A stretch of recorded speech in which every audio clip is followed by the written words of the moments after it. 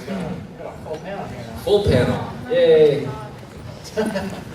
We should probably all say who we are in case anybody doesn't know. Let's start with Mr. Buff, Cody. Alright, hey, what's up, you guys? I'm Cody Buffinton. I'm a travel vlogger. I'm from Connecticut, rarely home.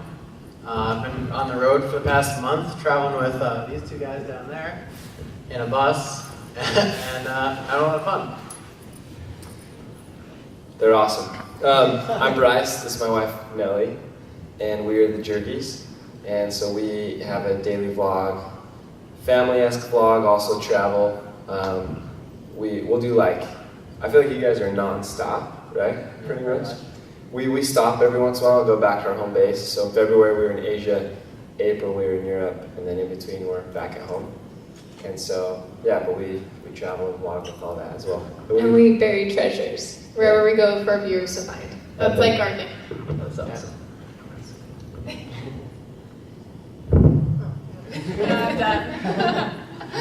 I'm Britten, and I'm an Instagrammer. I live on the road. These guys. I'm Jax Austin. I have been a bus driver the past 3 weeks for Josh and Cody. It's true. It's true. They were special enough to ride on a short bus, so you're welcome. But I basically sold everything, quit my job, bought a school bus, converted it, and I do daily travel videos out of the mobile production studio / tiny house. Yeah, my name is Josh from the YouTube channel Exploring with Josh, and I just go around the world filming pretty much anything that's weird and interesting, but also I love abandoned places. And yeah, I've been chilling with these guys, like they said, so yep.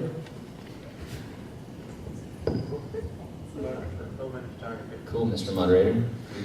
Yeah, you moderate this one. Me? He's a host. That's true. Well, what we've been doing for the other panels is taking questions as well, because we just want to know what information you guys want to know. But I guess since it's filming photography on the road, I guess maybe a little brief background would be helpful to people. So I guess I could start with my backpacking trip. When I was done with school, college, I was so over it. So I went backpacking down to Mexico, through Mexico to Guatemala. I was gone for 3 months. The whole trip cost maybe like $3,000, $3,500. I came back and I was like, somehow I want to be paid to travel. And then fast forward like 10 years after that, after real estate and bartending, I was like, I just gotta go for it. So I bought a school bus, started daily vlogging, and somehow ended up a panel at CBX with, with all these guys. So it's been quite a trip.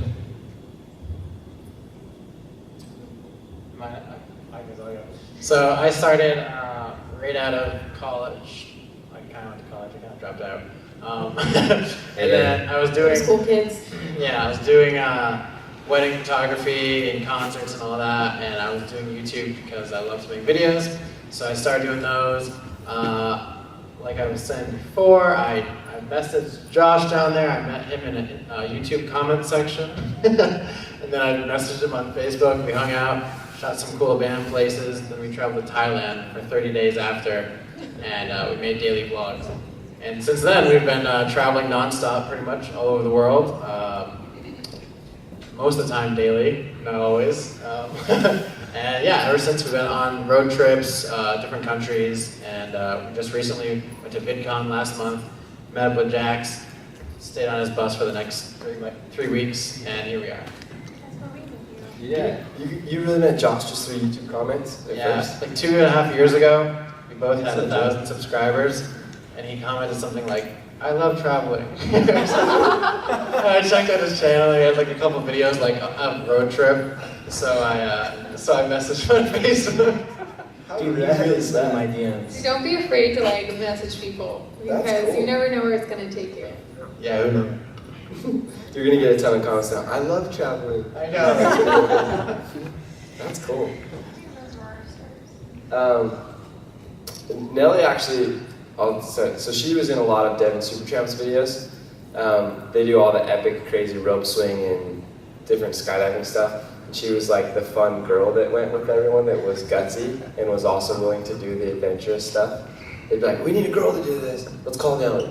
And So she wasn't just like to look pretty, but she'd actually do this stuff. And then I was actually in the marketing side, so it was kind of funny. We knew of each other, and I would market Devin's videos, but then we met later. Anyway, she and I would both travel on our own. So I had never gone out of the country, was about to graduate college, and then I met a guy who was a native, or he was friends with the native. Graduated, though? I eventually graduated. Me? Just kidding. Kind of. But I knew a kid who knew a local, or he was from Africa and he was in Utah for school, and he's like, yeah, you can come visit my home. So I went, and he was from a bush tribe, legit. And so we went and lived with the bush tribe for a month, and it was crazy. And I didn't realize how much culture shock I was going through, but it was an awesome experience. Like, they killed a goat for us that we ate over a period of 4 days as it hung outside. It was crazy, different life. And after that, I was like, I want to keep traveling, and there's a lot I learned, and I want to document that. Nelly also had gone to Africa before we were married. So when we got married, we were like, we should show that marriage can still be rad. Like, a lot of people said to me before I got married, like, get your traveling in, because when you're married, man, ball and chain, ties it down. And so it's like, no, you can just do the same thing with a best friend. And so that's, I don't know, Goals. how we started. Second this. Couple goals. Jinx. I'm just with him, so okay. Sorry. Alright, so I started out doing all of this about 2 years ago, and during the summer still, I go up to Mount Hood in Oregon, and I spend my summers snowboarding up there, and nobody really rents houses or anything when they go up there. Everyone just kind of lives in their cars, and so cars or vans or trailers or whatever. And so I took my parents' little RV up there and lived in that for the whole summer, and then that summer kind of morphed into like 8 months, and then I came home and I did not want to pay rent, and so I just stayed in that, and then I've moved from an RV to a truck camper, and now I'm currently in a little 14-foot trailer that just gets pulled behind the truck, and just been doing that ever since. That's so sweet. Yeah, I'll just make this brief. So I was in college with A's, and I just wasn't happy, and I was like, you know what, I want to do YouTube. I already had an image of how I wanted to do it. I was already editing videos before because I was breakdancing a lot, and I made breakdance videos, so I dropped out of college with A's. I just didn't care about it. I wasn't happy, and I just went full-time YouTube. I've already was producing like 1 video a week, but I only had about 10,000 subscribers, but it was going up, and I was all by myself doing it, and it wasn't stopping. I was like, okay, I'm already making money on this. Not a lot, but I was already making some money. I was like, I can see this really taking off if I just put all my time to that rather than college. So when I dropped out, I was still using a GoPro, but I was still making this 1 video every week, which was an abandoned video. And then I met that guy from the YouTube comments. He slid right in my DMs. And I'm like, well, let's go to Thailand. And to get the money for Thailand, I was working on an arcade making $8 an hour. I didn't have enough at the time, but I could have if we waited longer, because I was just going to save it all anyway. But it was a snowstorm, and someone hit my car. And instead of taking the money to repair the car, I said, yeah, you know what, let's go to Thailand, I got money now. And so I pretty much just took the biggest risk you could ever take in your life, and I just said, well, I'm done, and I just went on a trip, and I produced more videos from that, on top of the 1 video a week. By the time I came home, my 10,000 subscribers went to 30,000 subscribers. Right? It was like right there, right? Something like that. Yeah. And my videos were hitting 100,000 views. It was being shared everywhere because I was the only one on YouTube, if not one of the first, to ever create abandoned videos ever. So I was completely different. And by the time I came home, I was already making some good money off ad revenue. I was like, you know what? We're just going to keep going. And that's what we did. We just kept going.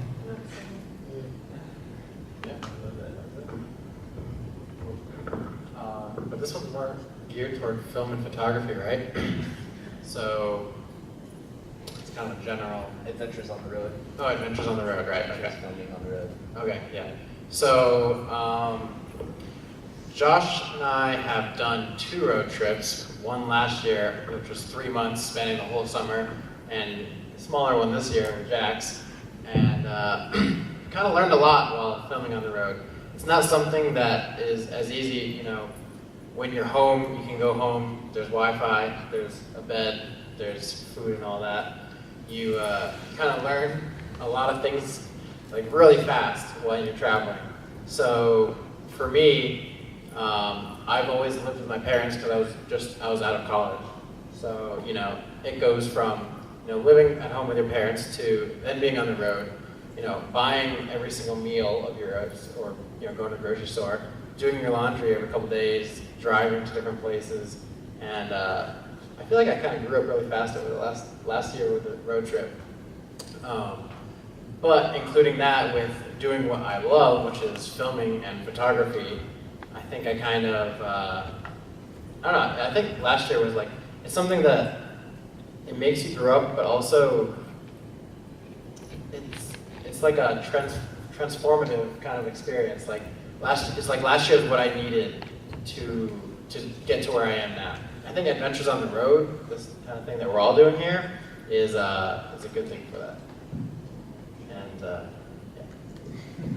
I think we should just ask if you guys have questions, just because it's such a small group and it's really intimate. So feel free to ask.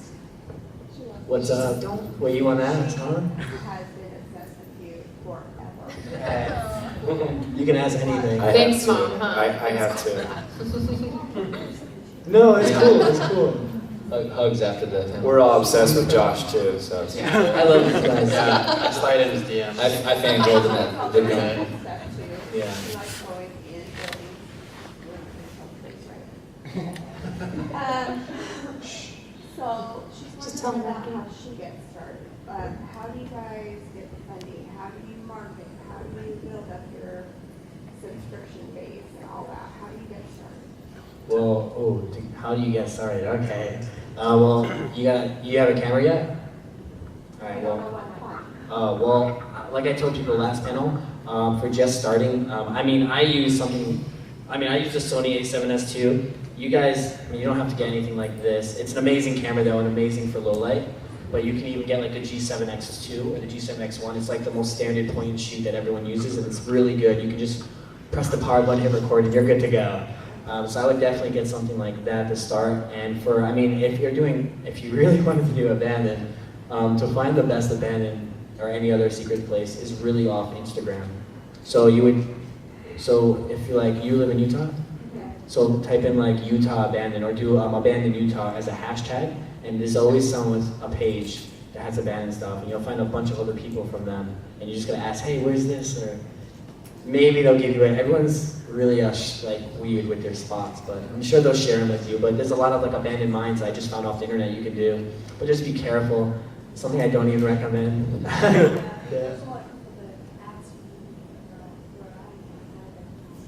Yeah. Yeah, it's a secret it's like a secret society almost. It's really weird how to describe it, but to get started, like you said, you get the camera, Or but even a cell phone. Or maybe Yeah. she's the one that finds the abandoned places. Yeah, I usually just see that There you go. You're already creating your own Yeah, thing. that's legit. Yeah. Yeah, you gotta be different too, because everyone does that, So how are you gonna be different? That's what you gotta decide. But you're young doing it, which is crazy. So you're good. That's good enough right there to get the views and subscribers. But you gotta put like abandon this or abandon that, and do a thumbnail that's like eye popping, like makes people catch their attention. Be outgoing. Don't be boring, and don't be awkward. You want to talk as if you're talking to like your best friend. To be honest, straight up, yeah. But it's a tough game at this point. It really is for anyone. But I feel also, like yeah, sorry, I was just gonna say, just go and do it. All of us, I could probably speak for everyone here up on the panel. First, I don't know, video to 20 videos plus, probably super awkward talking to yourself, right? It's all awkward for everyone. It is weird, it's not right, you stare at it and you freeze, you're like, edit. yeah. And then, but the thing is, here's the secret. You can film whatever you want to do, and you never have to share it. Go somewhere away from people. Go in the forest, find that abandoned place, film whatever you need to do, practice, and if it sucks, hey, that's normal. My first video sucked. Like, it's okay to suck. And that's how you grow. Just keep doing it, you get better and better. Yeah. And you're Utah, everybody knows about YouTube in Utah. Like anytime I have a camera out, they're like, are you a vlogger? It's just because we're in Utah. Or based here anyways. Did we answer that probably? Was that a bunch of stuff? Yeah? Okay. obviously feel free to ask all of Young them. enough now to where I think that, it'd be awesome for her to do this. Yeah, you could start literally on like zero budget, and this applies to everyone in here. You could do something in your neighborhood, you can do something in your backyard, you could do something in your own room, talk about whatever topic it is. I know this is Adventures on the Road. You could go with your mom on a trip and you could document that. If you're like, oh, I don't want to put my mom in the video, then don't put her in the video. Like, you know what I mean? Like, it's cool. You can go on a bicycle trip, a weekend trip, go walk around the city. You could, I mean, it's so easy to make it unique and different and fun and tell a story. Just do it. That's all you have to do. Yeah. Nobody just starts don't with a have budget. Yeah, yeah. Just do it and hope for the best. Buy the merch.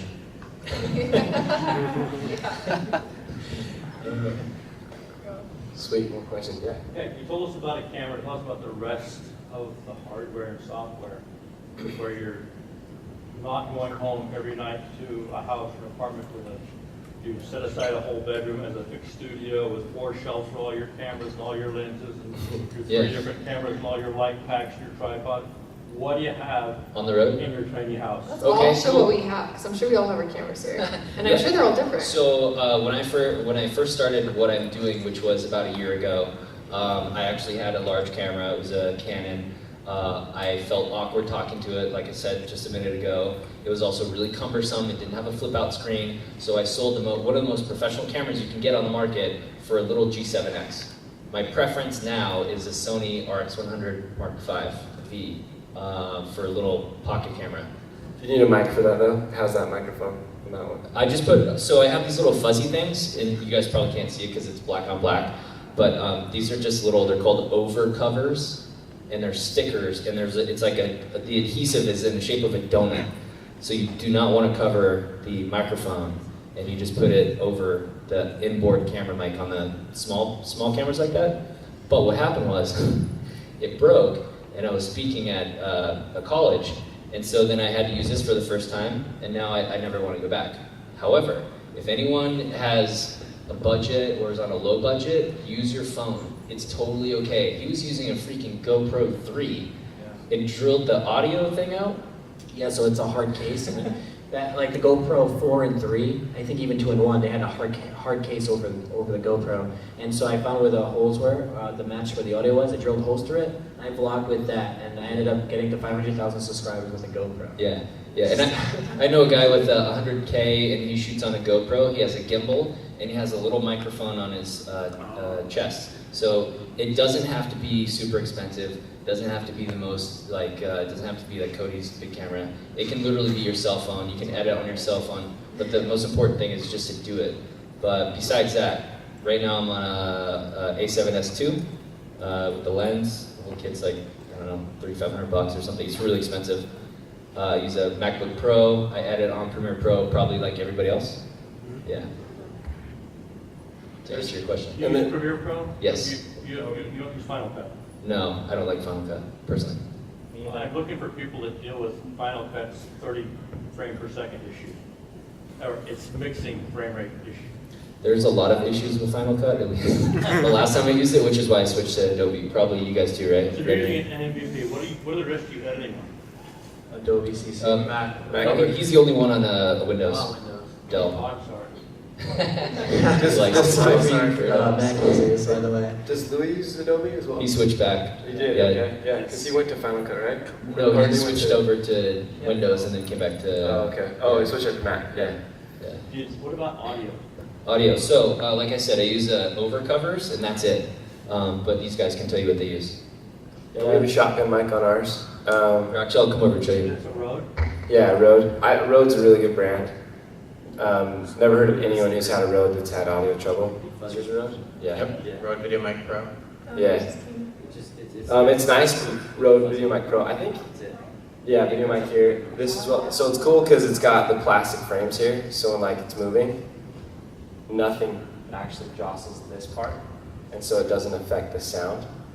But for our first year of vlogging, we didn't have a mic at all. We just put the fuzzies here.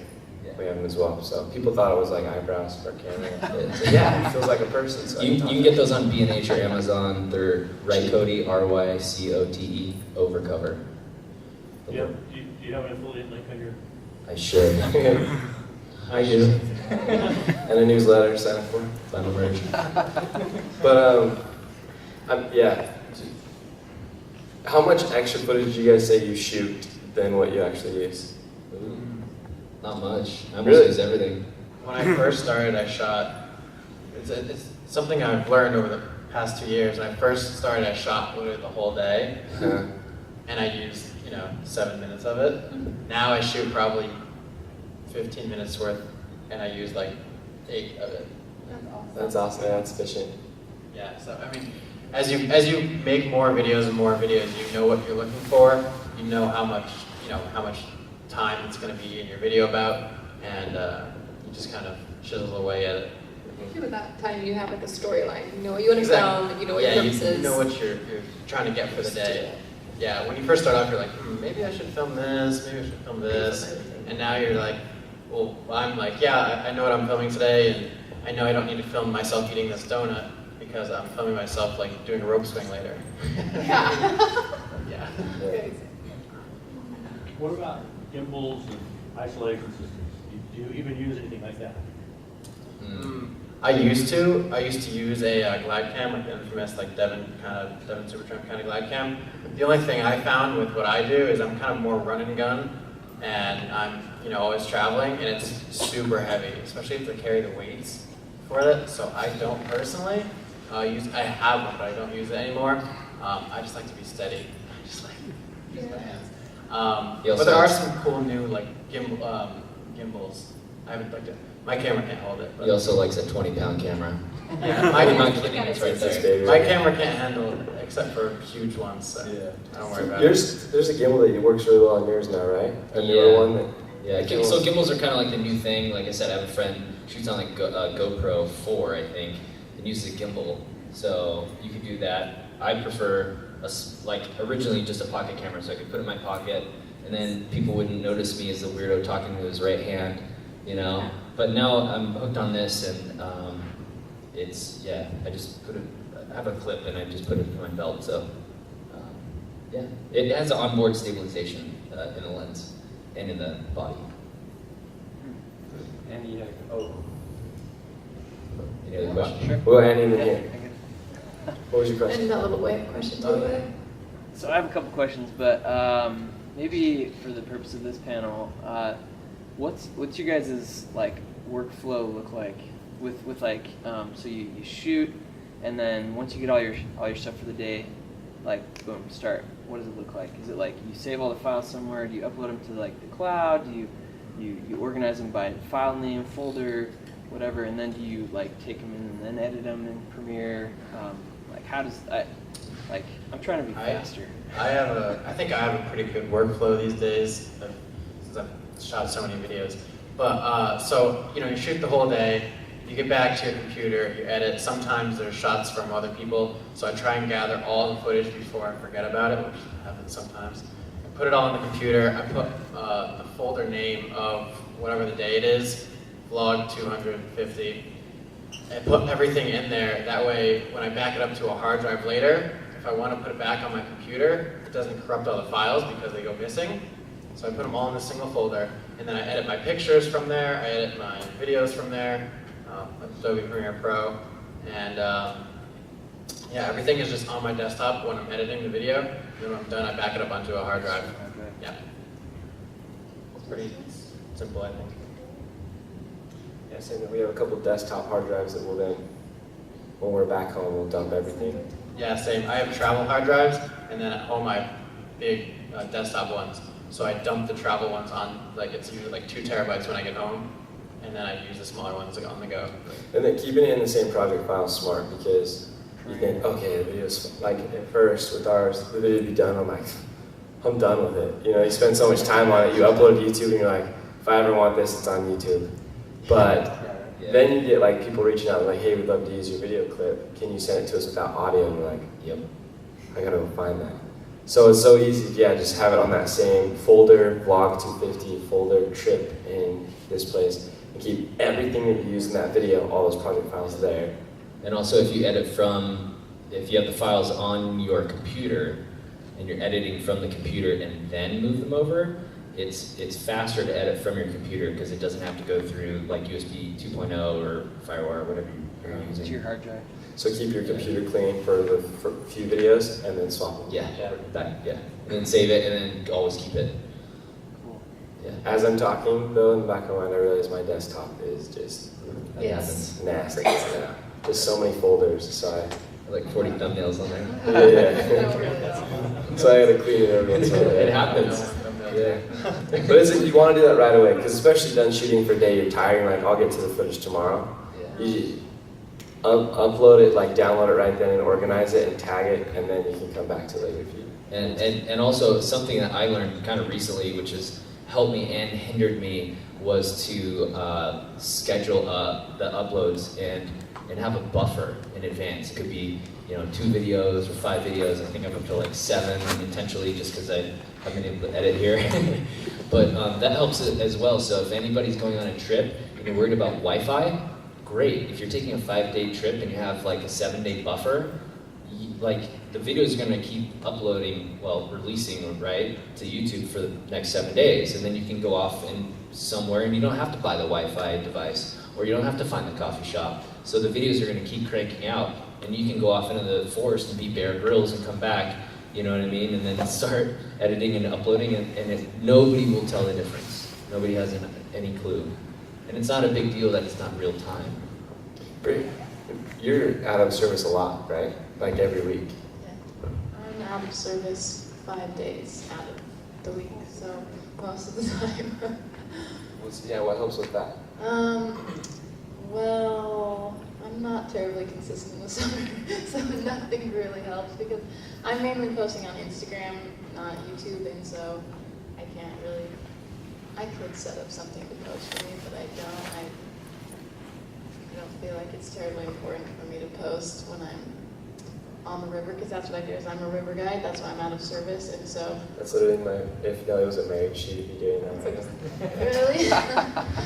Anyway, so I just make sure I post when I do have service, and then why I do have service, I post every day, and then I tell people that I'm going to be out of service so they know, so they're not like expecting anything or anything. So. See, that's smart, you tell them. Yeah. Yeah, being on the road and Wi-Fi is tough. Yeah. Just recently, I figured out a solution for myself, and it's probably not for everybody here, but I now have a Verizon phone and AT&T mobile hotspot, so I'm covered in most places. But before this, it was driving me absolutely insane.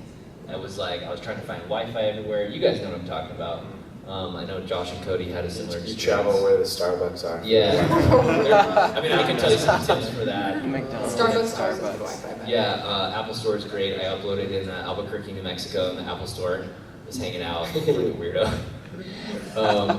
Walmart parking lot close to the service center, because you can park and access the Wi-Fi at the same time. That's a good one. There's also little apps to find Wi-Fi and stuff like that.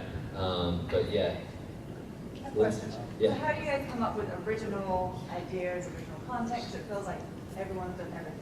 So where do you get the originality? So you're kind of right in the sense that probably someone has done a lot of things. So really you have to take it and make it your own style, but it's usually, since it's YouTube, it's your own personality.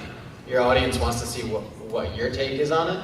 So like if I'm going to, for example, some big site here like Arches National Park, if I'm going there, it's going to be me and a friend, and we're going to be talking about how, we related to something maybe we did last year, and how we love it here, and it looks just like our hometown. It doesn't, but, stuff like that, because people build, rapport with you, and they want to see what you're doing. So it's pretty easy just if you have your own unique personality to kind of make it your own, but, it is hard because a lot of places have been done, so you just try and shoot it differently. Look over at my friend and I was like, what if I got a school bus and then traveled around? And I kid you not, we turned the corner and what was in front of us was a freaking school bus, and it was converted. So they pulled off the road, I pulled behind them, I ran up there, this is in one of my vlogs, and I was like, oh my God, tell me about your bus. And so they told me the kind of engine to get, 7.3, and how much it cost and all this stuff. And then literally a month or two later, I owned a school bus. And then because of saving money and stuff, they hit the road, and here I am now speaking on a panel. It's getting totally crazy.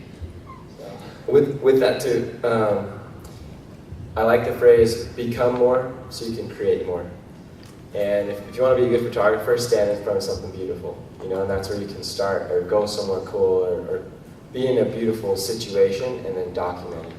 And the thing that I love about travel blogging is every day you can pull awesome insights and refreshing experiences from it. And so if you feel like your content might not be true to you, or you're like, is it getting a little dry, go become more you, and then you can create more, because there will never be someone who's exactly like you, and so if you become more, you can create more that will resonate with people. Sorry, she had a question. Here we go. Okay, so I have 2 questions. And so if we just have a phone to record, what are some good editors to use for just this one question? What is, Josh has the answer to this because his friend uses an iPhone, right? For everything. I think it's iMovie. Yeah. So our friend, he's a big YouTuber, What's his and his name is Adam the Woo, and he films and edits every single day on his phone, and it's just his phone, and he's doing really well for himself. So I think it's called I think it's iMovie on the phone. Can I throw something out? Recent product, LumaFusion for iPhone. That's not iMovie. I use iMovie still for some stuff, but LumaFusion does more, including LUMA Fusion. LumaFusion. It's like $20 during their launch, and it's going to be $40, but it comes in a package with Luma FX, so you can tweak your color. Cool. Okay, yeah. Sweet. But again, a successful channel just on an iPhone. Like, it can be done. Yeah. It's all about the story. I mean, visual is huge too, but you gotta have a good story. And actually, it reminds me, my friend Zane Lamprey, he's at different TV shows, and he would shoot on an iPhone Plus, because it has like better camera, I guess. And then he would have it edited in 4K and it looked great, as long as it's good That's lighting. what she uses. Yeah, I only use my phone. If those approve, you don't have to buy a She's cool. super expensive camera. And she has beautiful photos. Very. I do work with a lot of other photographers, but if I post a picture that I took or something like that, it's just with my phone. So that's awesome. Do you Very use good. water housing too? I do have a waterproof case for my phone, but I don't Did you- think it's terribly often. Did you ever see that there was a guy who was snowboarding and he attached a rope to his phone and had it in slow motion and would spin it like a lasso as he was snowboarding? And the effect looked so cool where the world was spinning around him just with the string in his phone. I saw GoPro did that afterwards. Yeah. I took it and they did the same thing. Yeah. It's weird. So just think of different ways. What's a way I can get a shot that no one else can get? You get some case for your phone so you can do more extreme things, or not. But yeah, there's a lot you can edit with it. And for photos, there's really good editing apps for that too. Do you guys use Snapseed? I was just going to say Snapseed's Snapseed is free, awesome. it's easy. You have a second question? So with the thumbnails, like how do you make a thumbnail that would like make someone want to watch your video? I find people usually like to see other people, so I find close-ups of people with very emoted faces. The thumbnail should also be bright, so if you can like take a picture and brighten it a little bit, people love to see bright people with emoted faces. Sometimes, if you can, maybe like put some text on the video that is related to the video. So like I just made one. It was called like I was inside of a melting ice cave up in Washington, and I put on the thumbnail "dangerous ice cave melts" or something like that. I forgot what it was, but you know, something that will catch their eye in the thumbnail as well as the title. Josh, I think, because you have a lot of thumbnails without people in it, right? But Yeah. but it fits with your title really well. So I think for most cases, I agree with that. If you have a title though that goes with it, like what are some of your titles? Yeah, well, see, they might seem like clickbait, but I can assure you they're not. So it'll be like, Well, the clickbait's not bad if the Yeah. content is really that. yeah. I would You say want it. more like attention grabbing, I would say. Yeah. Yeah. I do a lot of crazy things, so like it just seems like it. But mine won't be like abandoned asylum, door slam, for instance. But I'll show the hospital, and it's really spooky. So I'll get the best picture of this place, and it'll be really spooky. But what I'll do with the picture is like I'll change the colors to brighten it, but like I'll change the sharpness and I'll like maximize it. And it might look ugly, but when you put it uploaded to YouTube, it's like a small little square, and it just pops right out because of the sharpness. So it just grabs your attention right away. It helps a lot. And that's why the people work too, because immediately you relate more. Yeah. Grab your attention. Yeah. Especially close-ups. A lot of times for my thumbnails, I'll pose for like I'll actually pose or do something for the picture, and if it's like too far away, people are like squinting because it's a small thing. People are squinting, so I zoom it in. It's usually just like from here up of me or someone else. That's the worst, when you do something awesome and you never got a good thumbnail. Yeah, I know. Taking up screen grabs. Yeah, always plan a picture behind us. If you can. I'm like the screen grab master. I never do that. Really? Yeah. I should though. Yeah. Other questions? So have you guys ever been someplace and been scared or anything like that, or met up with an animal or a person that was squatting or something like that? What's the most scariest time you ever had? There was this one time I was in this school in Massachusetts, and I didn't even record this, but I was downstairs in the basement. It was actually getting dark, and these doors slammed, and we were the only ones inside. And I just started like panicking a bit. I was with 5 other friends, and I was like, and I seen this open window, so I just ran. I didn't even say anything to my friends. I was just freaking out. I ran out the window, and I was like being some ninja, and I was like, shh, all climbing, and I just climbed out. And everyone else is panicking. They're all trying to fight to get through the window first, after me. But besides that, I really don't get scared of any place I go to usually, but sometimes in tunnels they freak me out a bit, like underground in tunnels, like hospital hallways underground that lead you to another one, they freak me out. What about you? This one time I was in, kind of a tunnel, but kind of like the sewer system. It's in a very sketchy neighborhood, so that's why I was kind of scared in the first place. But it's like really infamous for the name. It's my most popular video. Weirdly enough, I found an eel in the water as I was walking. It was really weird. But I also saw it was midnight when I went, and I saw footprints, and it was just a sketchy area. Like there's footprints going like where we were going, because it was like water, but also like kind of sand. And so I just got out of there pretty quick. Also, sometimes I run into big spiders, and I'm out. For real. You guys ever seen spider crickets? No. They are insane, right? You see For some reason, they're always in abandoned buildings on walls. They like to be in like moist, dark areas, and they look like crickets, but they're huge and they're massive. They have these long antennas. Sometimes could be like almost like from my fingertips, like my forearm and stuff. And it's unbelievable. And they're just all like together, and they're all, oh man, I'm out. me and Britten probably have similar stories because we're both like living and traveling in vehicles and stuff. And at first, I would get kind of freaked out being in the middle of nowhere in the bus. You hear some like creak or some noise or something, and I'd be like, oh crap, somebody's here. Like, I remember one time I was parked next to the river, and I got out with a flashlight. And like, it would have been funny to see me from like 100 yards away, because I would have been that crazy person like jumping outside with a flashlight like into the darkness. But there was some animal that came by Cannon Beach or something at night. It was outside going to the bathroom, and just something was like, I was like, oh my god, I ran, I got in the bus. Do you get freaked out? I actually have some pretty sketchy stories, because up at Mount Hood, where I spend a lot of my summer snowboarding, there's like these gangs in Portland that come up, and one time we were camping at this camp spot, and the firemen came, and they were like, you guys should probably leave. The Portland gang just came up and did a human sacrifice. And they do like scary things like that all the time, like there's crazy things, and my niche is That trumps everything. That trumps every story.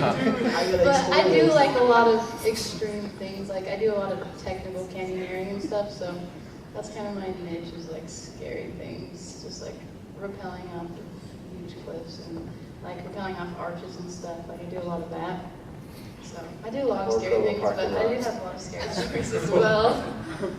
And I think just to scope out your area, like we've been in places where walking around with our camera, we saw everyone eyeballing it, and it was just like brought attention to us, and so it's like, okay, we're just gonna film with our cell phone, or not when these people are here. You just get that vibe of like, not that they're rude, but it's like everyone sees it's valuable. Yeah, when you're in third world country. Yeah, this time I was in this third world country. I was in Cambodia, and like there's these things called tuk-tuks, and you can buy. It's almost like a taxi, but you can just sit in it and everything's open, like a Jeep almost. And I'm just vlogging like this, and the guy came by and just grabbed it. But like at the same time, I had a good grip on it, so it slipped out of his hand, and he just kept going, so I almost got ejected. Hey, Andy, I hear your last question. Yeah. Oh. We got to wrap up, but Okay. we will go into the hallway and we'll hug anybody, answer any questions, selfies, all the above. Wow. Okay, so you guys all are like masters of storytelling because you obviously have people following your stories. I know you guys are.